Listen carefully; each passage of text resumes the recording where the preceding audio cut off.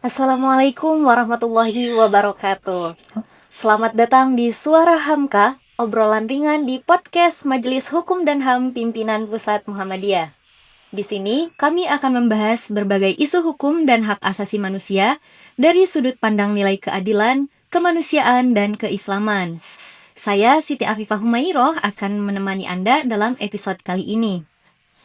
Pada episode ini, kami akan membahas isu yang tengah menjadi perhatian publik mengenai proses penegakan hukum dalam perkara tindak pidana korupsi, khususnya terkait penetapan status tersangka, mekanisme pelimpahan perkara, serta perdebatan mengenai independensi aparat penegak hukum dari pengaruh kekuasaan politik.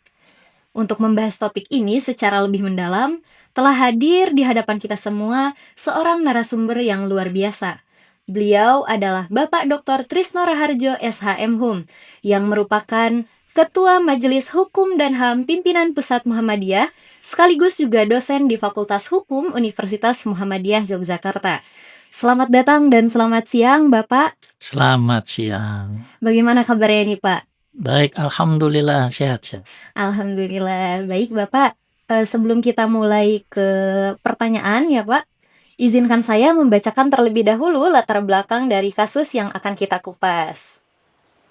Hadirin sekalian, pada 11 Juli 2026, Korps Pemberantasan Tindak Pidana Korupsi Kepolisian Negara Republik Indonesia menetapkan mantan Jaksa Agung Muda Tindak Pidana Khusus atau Jampitsus, Febri Adriansyah sebagai tersangka dalam dugaan tindak pidana korupsi dan tindak pidana pencucian uang yang berkaitan dengan penanganan perkara PT Asabri, PT Krakatau Steel, dan dugaan korupsi pasokan batu bara yang menyebabkan pemadaman listrik di Sumatera. Untuk diketahui, Febri ini dijerat pasal 4 dan pasal 5 Jungto pasal 10 Undang-Undang Nomor 8 Tahun 2010 tentang pencegahan dan pemberantasan tindak pidana pencucian uang atau pasal 607 ayat 1 huruf B dan huruf C KUHP. Adapun kerugian negara atas dugaan 3 tindak pidana korupsi mencapai 34,6 triliun rupiah. Setelah penetapan tersangka, Polri resmi melimpahkan penanganan 3 perkara dugaan korupsi dan tindak pidana pencucian uang itu kepada Kejaksaan Agung. Kepala Korps Pemberantasan Tipikor Polri, Irjen Pol Totok Suharyanto, beralasan bahwa pelimpahan itu dilakukan setelah penyidik menetapkan 2 tersangka, yakni FA dan pihak swasta berinisial DR, serta berdasarkan hasil kesepakatan antara Polri dan Kejaksaan Agung sebagai bentuk sinergi dalam penanganan perkara. Perkembangan perkara kembali menjadi sorotan ketika kuasa hukum Febri Adriansyah, yakni Hotman Paris Hutapea, menyatakan bahwa penetapan tersangka terhadap kliennya seharusnya dikomunikasikan atau mendapat persetujuan Presiden Prabowo Subianto terlebih dahulu.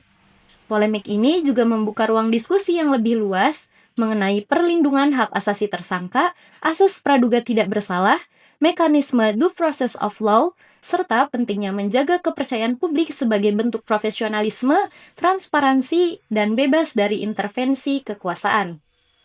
Demikian latar belakang dari kasus Febri Adriansyah tadi, Pak.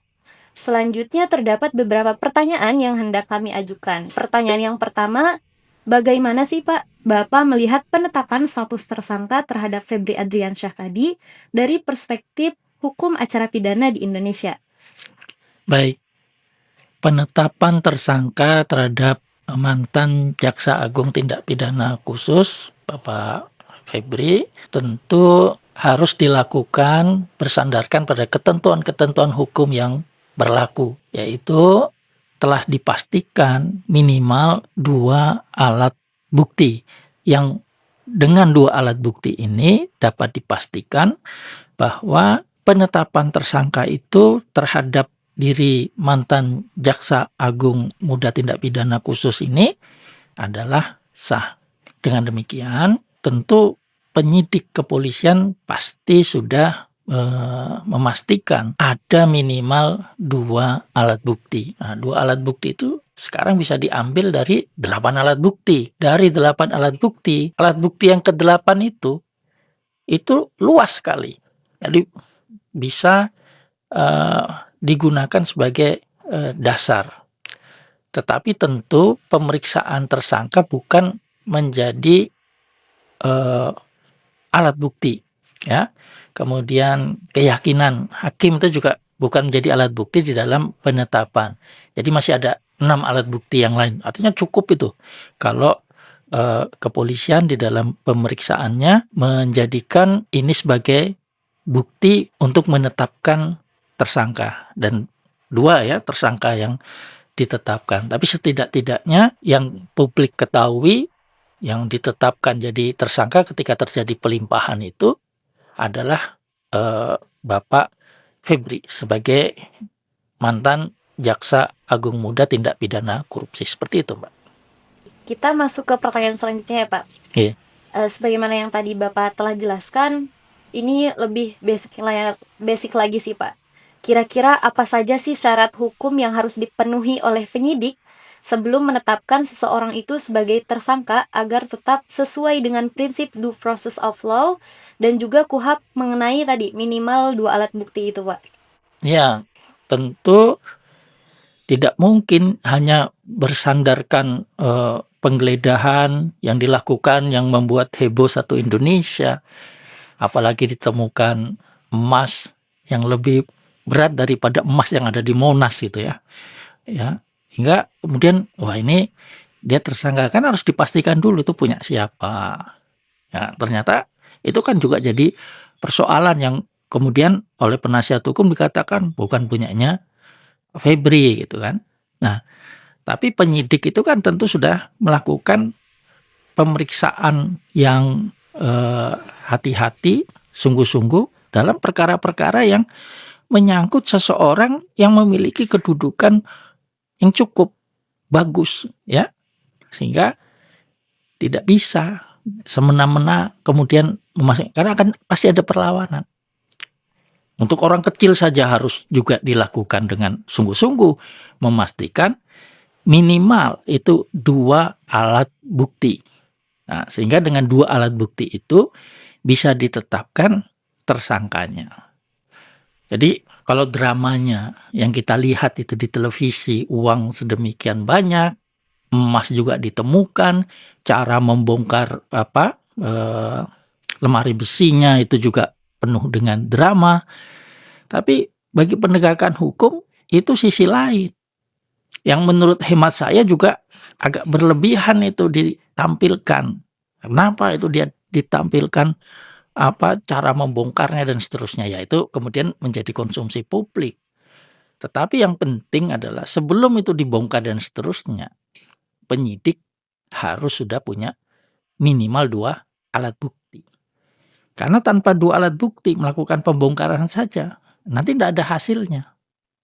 Kalau tidak ada hasilnya, ya cuma kehebohan saja dan bisa menimbulkan persoalan-persoalan yang lain. Nah, saya bisa memahami bahwa ternyata Jaksa Agung tindak pidana khusus, mantan Jaksa Agung ini, Agung Muda ini, itu sebenarnya kan pernah ya diikuti oleh pihak kepolisian, dalam hal ini Densus 88 ya. Itu saya kritik juga. Kenapa? Memangnya dia terduga apa? Kasus apa kok yang memeriksa, kira-kira mencari tahu itu harus orang yang kemudian kita ketahui sebagai anggota Densus 88. Kan kita tahu Densus 88 itu anti teror. Apakah Jampitsus pada saat itu atau apapun jabatannya pada saat itu adalah orang yang melakukan teror? Nah, ini kan jadi menarik. Tapi nanti terakhirnya kita, ternyata kasusnya korupsi gitu ya. 2 alat bukti itu yang paling utama, dan itu harusnya sudah ada sebelum dia melakukan penggeledahan. Mengapa? Karena penggeledahan itu untuk memastikan lagi bahwa apa yang dicurigai itu bukti-buktinya ada. Jadi penggeledahan itu arahnya adalah memperkuat bukti. Artinya buktinya sudah ada. Kalau belum ada buktinya, melakukan penggeledahan, nanti kalau ternyata tidak bisa ditunjukkan bahwa itu ada persoalan, kehebohan ini akan menjadi kehebohan yang nggak bermanfaat. Nah, itulah dua alat bukti itu menjadi sangat penting dan saya meyakini dua alat bukti itu sebenarnya sudah dikantongi dulu sebelum dilakukan penggeledahan. Karena kalau belum dikantongi melakukan penggeledahan itu sia-sia, ya. Apalagi kalau nanti digeledah nggak ada apa-apanya, tambah tambah nggak karu-karuan itu. Maka saya berharap memang dua alat bukti itu didapat dan sudah diperoleh jauh hari, ya, sebelum dramanya muncul di publik. Demikian. Oke, baik Bapak. Nah, dalam konteks kasus ini, Pak, itu bagaimana sih seharusnya masyarakat memaknai asas praduga tidak bersalah, Pak, ketika seseorang telah ditetapkan sebagai tersangka, tetapi belum memperoleh putusan yang ingkrah gitu? Ya, menarik ya. Karena memang perdebatan ini sering dimunculkan. Kita harus menghormati praduga tak bersalah dan itu memang prinsip dasar dalam penegakan hukum. Kita tidak boleh kemudian menyatakan seseorang itu bersalah. Begitu pula dua tersangka yang sudah ditetapkan oleh pihak kepolisian dan sekarang juga sudah ada karena sudah dilimpahkan berarti sudah ada di kejaksaan. Lalu kita tidak bisa menyatakan tanpa putusan pengadilan dia bersalah. Sampai sekarang pun kita tidak akan menyatakan dia sebagai orang yang bersalah. Toh kedudukannya dia adalah tersangka atau istilahnya kadang-kadang terduga gitu ya. Nah, masih dikumpulkan bukti setidak-tidaknya minimal 2 itu yang kuat itu sudah dimiliki. Nah, proses seseorang itu jadi tersangka, apakah kemudian kita menyatakan dia tidak boleh diproses? Kan tidak, dia tetap harus diproses. Tetapi di dalam prosesnya penghargaan terhadap hak asasi manusia itu harus dilakukan. Jangankan sebagai tersangka, jadi terpidana saja tetap kita hargai, kita hormati.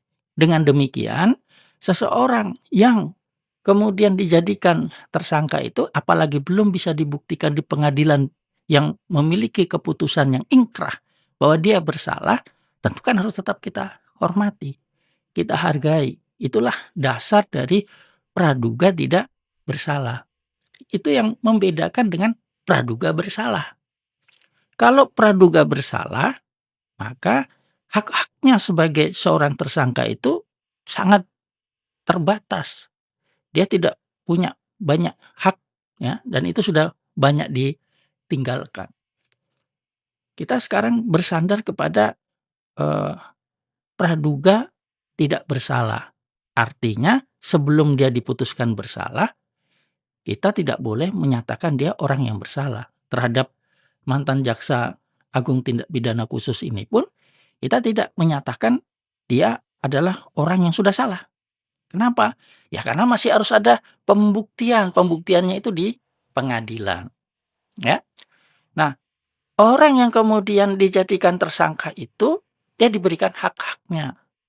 Jadi dia bisa menunjuk advokat sebagai orang yang mendampinginya. Nah, itu proses agar seseorang itu memberikan penjelasan-penjelasannya bersandarkan ketentuan-ketentuan hukum dan tidak boleh dia dipaksa-paksa. Dalam sistem penegakan hukum yang ada, seseorang itu haruslah dia mendapatkan kebebasan untuk menyampaikan pendapat, pandangannya sesuai dengan apa yang ia ketahui. Nah, dalam dasar seperti ini dia dinyatakan sebagai seseorang yang tidak boleh kita nyatakan bersalah sebelum putusan hakim, maka terhadap dirinya kita memiliki bukti-bukti yang kuat untuk membawanya ke pengadilan. Jadi dia bisa dinyatakan bersalah itu kalau sudah ditetapkan oleh putusan hakim dan berkekuatan hukum yang tetap. Jadi prinsipnya seperti itu, Mbak.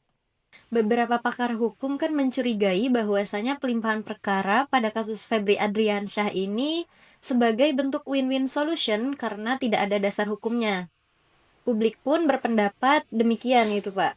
Kira-kira menurut Bapak bagaimana gitu mengenai dinamika pelimpahan perkara ini? Ya, memang menarik ya. Karena perkara ini kan yang memulai adalah penyidikannya kepolisian. Lalu penetapan tersangkanya juga dilakukan oleh kepolisian. Memang saya juga berpendapat bahwa seharusnya perkara ini tetap diteruskan oleh pihak kepolisian. Bahwa ada ketentuan yang menetapkan bahwa kalau pencucian uang itu sebaiknya dilakukan penyidikannya oleh mereka yang memeriksa kasus korupsi terkait dengan pencucian uang tersebut. Tapi kalau kita perhatikan, misalnya, apakah kasus ini berangkatnya dari pencucian uang atau kasusnya ini adalah korupsi dari awal? Maka penyidikan itu lebih tepat dilakukan oleh pihak kepolisian. Kalaupun nanti mau dilimpahkan, kalau sudah dipastikan bahwa ini ternyata pencucian uang dan apakah akan dilimpahkan. Nah, itu yang nanti akan dibicarakan seterusnya setelah pemeriksaan itu dilakukan dengan sungguh-sungguh. Nah, saya berpandangan begini, kalaupun kasus ini harus dilimpahkan misalnya seperti itu, istilah pelimpahan itu juga membuat pusing. Karena yang namanya pelimpahan itu penyidikannya selesai terus dilimpahkan. Kalau kemudian tadi saya katakan ini kan tindak pidananya dilakukan karena terkait pencucian uang yang pemeriksaan tindak pidana korupsinya untuk kasus misalnya Asabri itu dilakukan oleh pihak kejaksaan. Nah, dengan demikian perkaranya itu dialihkan pemeriksaannya lebih lanjut oleh pihak kejaksaan. Namun menurut hemat saya itu pun seharusnya dilakukan oleh koordinasi dulu di kejaksaan dan kepolisian untuk memastikan ini kasusnya apa. Nah, kita ini kasus belum diselesaikan pemeriksaannya tiba-tiba dia dipindahkan ke kejaksaan. Nah, ini tentu menjadi polemik. Apa sebenarnya yang ada? Nah, dengan demikian ya hal-hal seperti ini harus ditegaskan oleh pihak kejaksaan. Memang kejaksaan juga sudah menyampaikan, ya ini kan sesuai dengan ketentuan. Kami dululah yang memeriksa terkait dengan tindak pidana misalnya Asabri misalnya. Nah, itu kan korupsinya di situ. Pertanyaan lanjutan, kalau kemudian itu terkait dengan batu bara, lalu batu bara ini apa dulu pernah diperiksa? Kalau belum, nah itu kan punyanya kepolisian ketika dia membuka perkara ini. Maka menurut hemat saya, ya selesaikan dulu yang batu bara itu. Ya, karena ada keterlibatan diduga dilakukan oleh jaksa jaksa muda tindak pidana khusus ini. Nah, ini polemik ini menjadi kewajiban dari kejaksaan justru untuk bersungguh-sungguh. Ya, bersungguh-sungguh untuk menyatakan bahwa kami yang sudah memeriksa, maka kami karena kami diberikan kesempatan untuk memeriksa, maka kami akan buktikan. Nah, jaksa tidak boleh, pihak kejaksaan tidak boleh kemudian tidak memastikan perkara ini nanti dilimpahkan ke pengadilan. Ya, wajib itu dilimpahkan. Kalau tidak, aroma bermain-main itu menjadi sangat tinggi. Nah, gitu kira-kira. Baik, Bapak. Lalu bagaimana, Pak, terkait pembagian kewenangan antara kepolisian dan Kejaksaan Agung dalam proses penyidikan hingga penuntutan agar tidak menimbulkan tumpang tindih kewenangan dalam proses hukum gitu, Pak? Ya, jadi begini ya, kalau kita membuka kitab undang-undang hukum acara pidana kita saat ini, maka ketentuan di dalam kitab undang-undang hukum acara pidana mengatur bahwa penyidikan itu penyidik utamanya adalah pihak kepolisian, ya. Penyidik itu kepolisian. Apakah di luar kepolisian boleh melakukan penyidikan? Boleh. Maka penyidik dari misalnya kementerian yang membidangi kelautan misalnya, penyidik yang membidangi tentang keuangan misalnya, itu boleh melakukan penyidikan, tapi dia harus berkoordinasi dengan kepolisian. Begitu pula KPK, boleh nggak dia melakukan penyidikan? Boleh. Boleh nggak kejaksaan dalam tindak pidana korupsi misalnya, dia diizinkan. Siapa lagi? Tentara, bahkan tentara loh ya, angkatan laut, dalam kasus yang terkait dengan persoalan tindak pidana di wilayah zona eksklusif ekonomi, ya.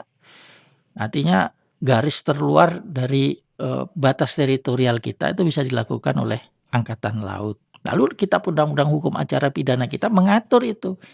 Dia menjadi penyidik yang diberikan kewenangan tanpa koordinasi dengan pihak kepolisian. Kalau saya menyatakan ya semua tidak perlu koordinasi dengan pihak kepolisian. Kalau dia diberikan kewenangan oleh undang-undang untuk melakukan penyidikan, ya memang hukum acaranya mengatur bahwa harus seperti itu. Ini kan hukum, harus ditaati. Nah, dengan demikian pihak kejaksaan, pihak kepolisian, pihak Komisi Pemberantasan Korupsi, dan pihak Angkatan Laut, TNI Angkatan Laut diberikan kewenangan penyidikan yang tidak perlu koordinasi dengan kepolisian. Mereka boleh melakukan itu dalam perkara-perkara yang ada. Bahkan perkara tindak pidana korupsi itu 3 penyidiknya. Polisi bisa, jaksa bisa, KPK apalagi. Karena namanya saja Komisi Pemberantasan Korupsi. Tugasnya hanya korupsi saja. Ya. Nah, ini yang menurut hemat saya, kalau kemudian kita tidak berharap tidak terjadi tumpang tindih tentang kewenangan dan seterusnya, maka menurut hemat saya, kalau kita bersungguh-sungguh penyidikan itu kita serahkan sepenuhnya kepada kepolisian, ya sudah kita serahkan kepada kepolisian, ya. Kecuali pada lembaga-lembaga yang sifatnya itu khusus. Nah, ini juga jadi masalah. Memang nggak ada lembaga-lembaga lain selain KPK yang juga mengurus itu. Lalu lingkungan, Kementerian Lingkungan Hidup, dia nangani. Kehutanan, Kementerian Kehutanan, punya polisi kehutanan. Dengan demikian, ya sebenarnya sayang ya kalau saya melihat bahwa hukum acara kita itu tidak memberikan ruang yang cukup kepada para penegak hukum yang ada di negeri ini. Nah, itu seharusnya bisa dilakukan dengan sungguh-sungguh. Nah, ya, tapi inilah hasil dari kompromi di dalam menyelesaikan bagaimana penyidikan itu dilakukan. Dengan demikian, tentu untuk melakukan penyidikan terutama terhadap tindak pidana korupsi, ya seharusnya ada koordinasi, ya, yang sebaik-baiknya agar tidak menimbulkan persoalan-persoalan yang ada. Nah, sebenarnya ini bukan yang pertama, ya. Coba dulu itu ada KPK memeriksa yang namanya jenderal di kepolisian terkait dengan masalah lalu lintas Korlantas, ya.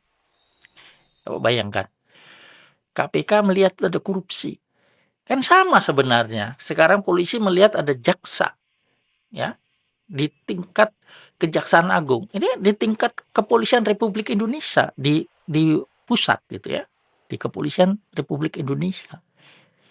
Itu juga terjadi perlawanan. Penyidik KPK itu seperti ditahan, tidak boleh kemana-mana. Nah, ini kan tidak boleh juga seperti itu. Artinya memang ada persoalan ketika penegakan hukum itu kemudian terkena, ya, kepada lembaga penegak hukum yang lain. Semacam yang terjadi adalah ketidakikhlasan. Nah, di sisi ini saya melihatnya bahwa ya ada persoalan penegakan hukum kita yang belum selesai. Dengan demikian, ya harusnya adalah penghormatan terhadap hukum yang paling tinggi. Maka kalau misalnya kepolisian sedang melakukan tugasnya, yang terkena dampaknya adalah petinggi dari Kejaksaan Agung misalnya, maka dia harus menghormati. Petinggi dari KPK misalnya, nah itu juga harus dihormati. Ada nggak petinggi KPK yang ditangkap? Ada. Dulu nanti jadi istilahnya cicak versus buaya gitu kan. Kalau sekarang apa ya? Kalau mau dipakai istilahnya itu kan lebih besar lagi angka-angkanya itu. Artinya kita sudah punya presiden terkait dengan lembaga-lembaga penegak hukum kita. Apa itu? Ya, bagaimana kalau pimpinan tertingginya itu kemudian terkena persoalan hukum? Nah, kita sebenarnya melihat ya itu kan kewenangan penegakan hukum yang harus dihormati dan juga memperlakukan orang itu juga dengan sebaik-baiknya. Ya itu yang paling utama. Nah, ini yang harus ditekankan bahwa ya kalau ada yang kemudian hasil penyidikan itu menunjukkan sesuatu yang telah cukup buktinya dan dia diproses hukum, lembaga-lembaga hukum itu harus hormat. Itu artinya hukum dihargai, dihormati, bahkan oleh mereka-mereka yang memiliki jabatan yang tinggi. Sekarang menteri-menteri juga pada ditangkap, wakil menteri ya ditangkap, gubernur ditangkap, wali kota ditangkap. Ya itu harus ada penghormatan. Nah ini yang terjadi karena sama-sama punya kekuasaan, sama-sama ingin melindungi. Nah itu nggak boleh seperti itu. Pandangan saya demikian. Baik, Bapak. Belakangan itu kan muncul ya Pak pernyataan dari Hotman Paris Hutapea yang menyebut bahwasanya penetapan tersangka terhadap kliennya yang merupakan seorang aparat penegak hukum itu seharusnya mendapat persetujuan atau setidaknya dikomunikasikan terlebih dahulu kepada Presiden Prabowo Subianto. Jika ditinjau dari hukum positif Indonesia, apakah memang sepatutnya demikian, Pak? Kalau saya enggak demikian, ya. Ya intinya semua orang itu sama kedudukannya di hadapan hukum. Memang hukum acara pidana kita memberikan rambu yang baru, tetapi itu hanya untuk hakim. Ya, untuk hakim. Hakim kalau ditangkap kemudian mau ditetapkan jadi tersangka, itu harus minta izin. Ya, kemana? Ke Mahkamah Agung. Nah, ketika sudah disahkan ketentuan hukum ini, terjadilah penangkapan terhadap hakim di Pengadilan Negeri Bekasi. Ya, toh Mahkamah Agung kemudian memberikan izin. Ya, tapi kita tidak tahu nanti ke depannya mungkin nggak dikasih izin atau seterusnya. Tapi menurut hemat saya, yaitu perlu diberikan. Ya, dan izin itu harus dikasih oleh Mahkamah Agung. Ya, karena dia sudah dimintakan. Nah, sekarang pertanyaannya adalah gimana kalau pejabat-pejabat tinggi? Nah, menurut hemat saya, kalau dia ditetapkan sebagai tersangka, tidak ada kewajiban apapun. Ya, dikomunikasikan kepada presiden apa macam-macam sebagai kesantunan. Ya, dia ditetapkan dulu jadi tersangka, kemudian lapor sama presiden. Ya, itu bagian dari proses saja. Tapi presiden nggak perlu dapat laporan itu orang jadi tersangka dan seterusnya. Ya, justru menurut hemat saya kalau seperti itu pejabat-pejabat justru kesannya jadi terlindungi. Nah, jadi dia bisa melakukan perbuatan apapun. Toh kalau presidennya secara politik masih memberikan dukungan kepada dia, ya tidak ada persoalan. Cuma jadi masalahnya kalau presiden sudah nggak berikan dukungan, tangkap. Nah, jadi penyalahgunaan kekuasaan justru malah bisa terjadi seperti itu, bahkan membebani presiden. Sehingga saya ingin menyatakan bahwa untuk proses kemudian menetapkan seseorang dengan jabatan menteri sekalipun menurut hemat saya itu tidak perlu untuk persetujuan presiden. Dengan demikian ya kita menghormati hukum yang berlaku. Saya juga sebenarnya tidak terlalu setuju kalau hakim dia ditangkap lalu atas persetujuan kepada Mahkamah Agung. Saya tidak setuju, akan tetapi karena itu sudah jadi hukum, ya monggo saja kalau ada yang merasa berkeberatan dengan itu, dia melakukan judicial review kaitannya dengan proses yang ada. Mungkin satu waktu, ya. Kita tidak tahu apa yang ada, tapi yang mengatur bahwa harus ada komunikasi terlebih dahulu itu hanya hakim, ya. Maka hakim itu harus melakukan tindakannya dengan baik, benar, tidak suap sana suap sini, menerima suap maksud saya, atau korupsi, ya. Demikian, Pak. Oke, baik Bapak. Sekarang pertanyaan selanjutnya ya Pak. Bagaimana pentingnya menjaga independensi aparat penegak hukum agar proses penyidikan tidak dipengaruhi oleh kepentingan politik maupun kekuasaan gitu Pak? Ya, ini pertanyaan bagus dan tidak mudah kita untuk membangun independensi. Karena itu yang paling penting. Saya ambilkan contoh yang bagus, tapi sudah dihapuskan, yaitu KPK. Ya, Komisi Pemberantasan Korupsi itu sempat berada pada posisi di mana mereka menegakkan hukum dengan sebaik-baiknya.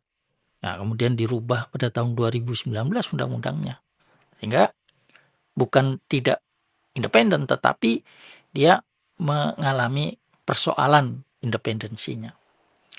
Kemudian yang kedua, menurut hemat saya, ya integritas dari penegak hukum itu sendiri.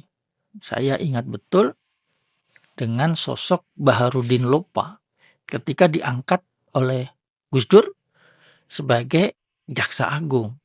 Nah, ketika Baharudin Lopa menjadi jaksa agung, konon jaksa-jaksa itu tertib, ya.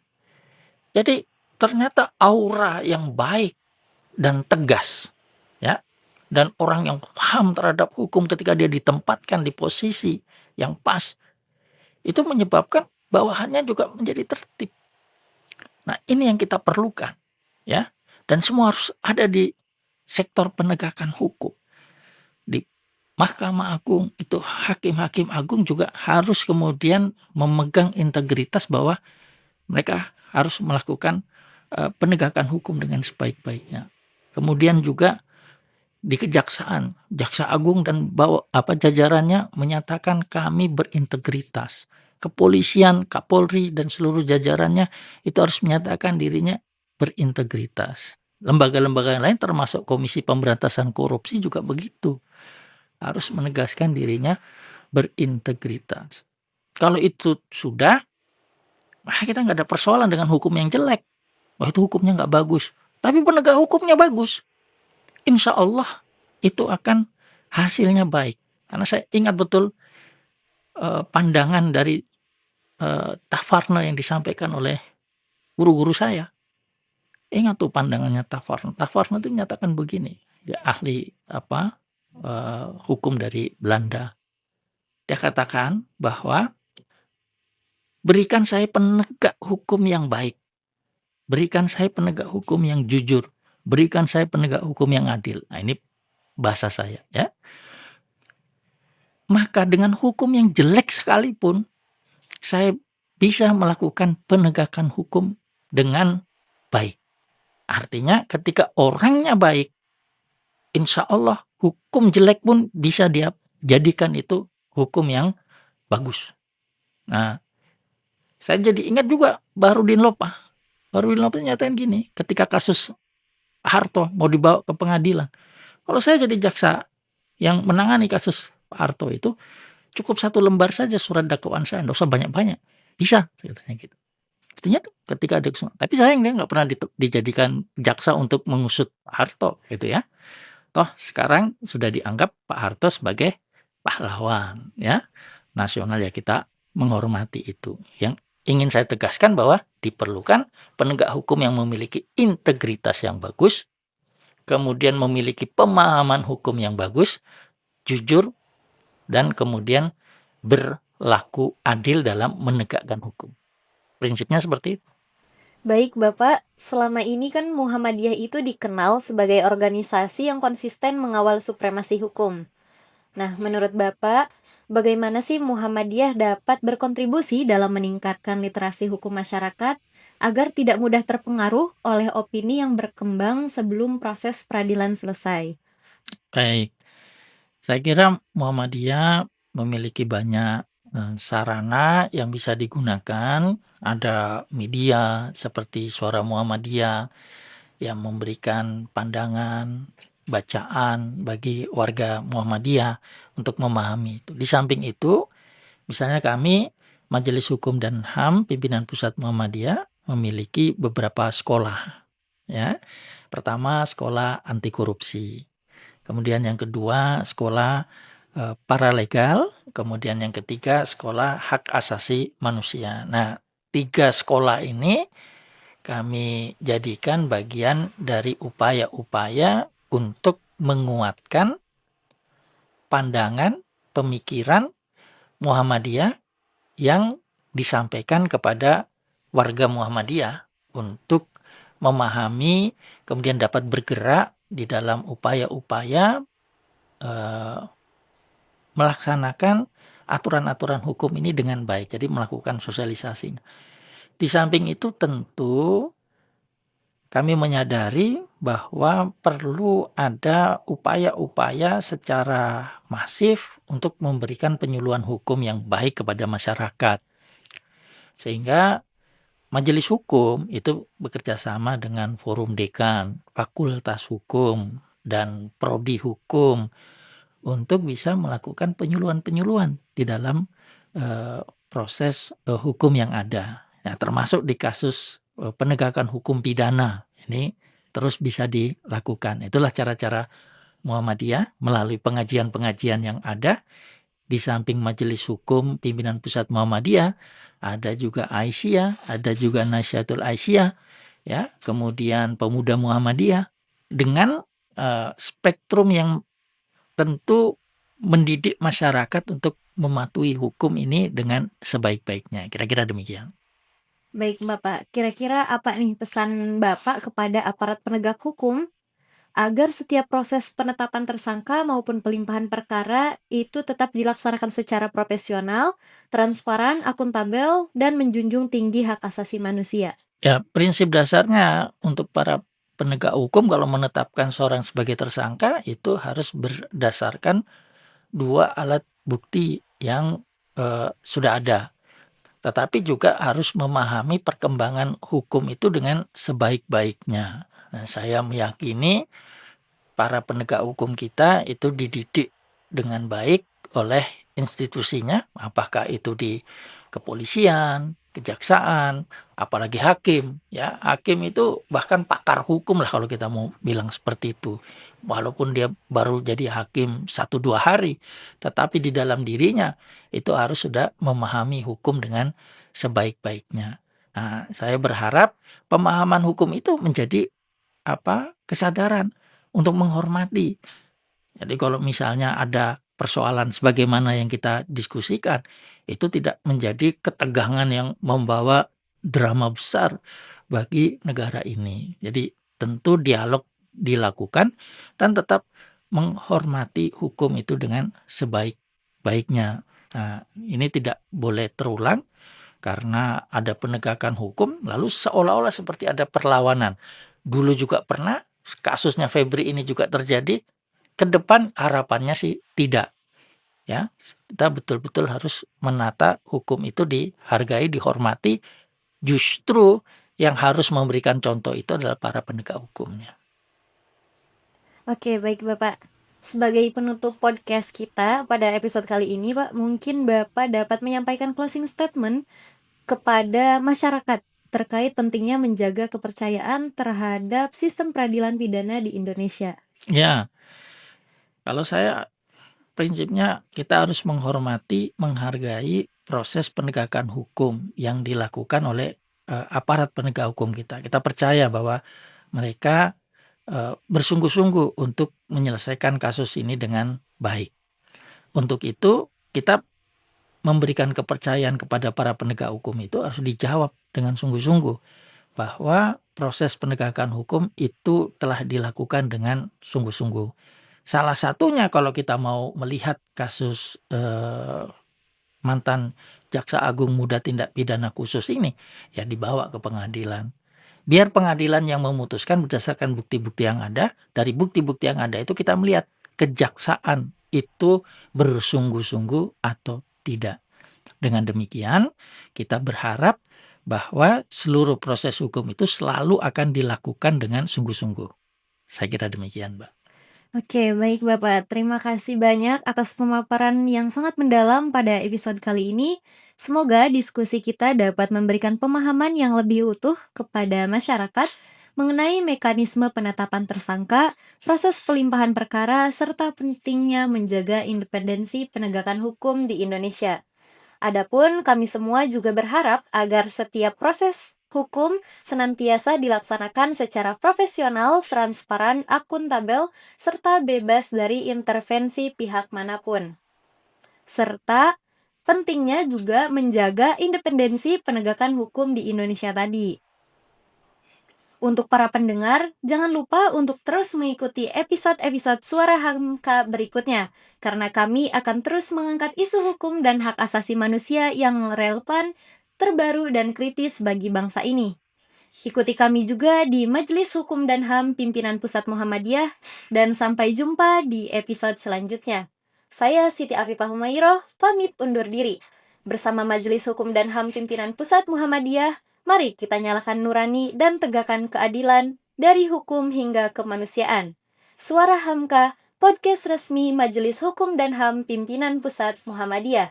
Wassalamualaikum warahmatullahi wabarakatuh. Waalaikumsalam warahmatullahi wabarakatuh.